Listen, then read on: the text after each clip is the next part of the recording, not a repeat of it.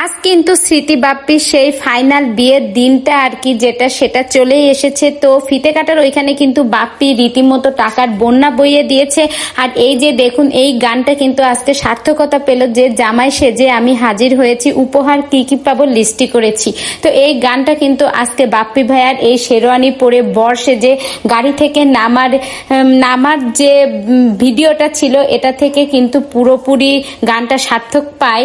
তো জামাই সেজে কিন্তু বাপ্পি ভাইয়া অবশেষে হাজির হলো। আর এই যে সবচেয়ে ইন্টারেস্টিং এর বিষয় কি জানেন, বাপ্পি ভাইয়া কিন্তু ফিতে কাটার ওইখানে পুরো 2 বান্ডিল টাকা উড়িয়ে দিয়েছে। সে না, শুধু তার ভাইও কিন্তু উড়িয়েছে। তো মোটামুটি একটা অন্যরকম আয়োজন হয়েছে। আর এত এত ভালো লাগছে দুজনকে, সবাই মিলে এত আয়োজন করছে। আর বিশেষ করে বেশি ভালো লেগেছে কমিউনিটি সেন্টারটা, অনেক সুন্দর নিরিবিলি একটা পরিবেশ ছিল।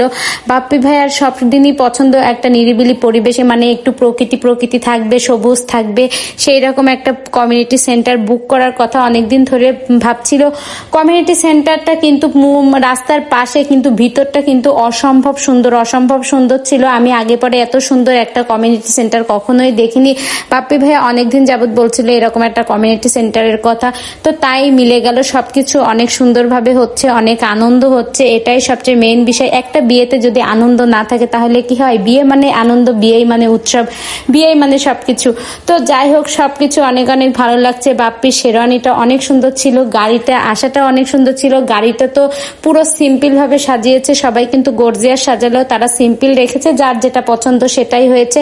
তো যাই হোক, সব মিলিয়ে অনেক অনেক ভালো লাগছে। আর এই রকম টাকার বৃষ্টি আমি আগে পরে কখনোই দেখিনি, এই প্রথম দেখে আমার কাছে তো অনেক অনেক ভালো লাগছে।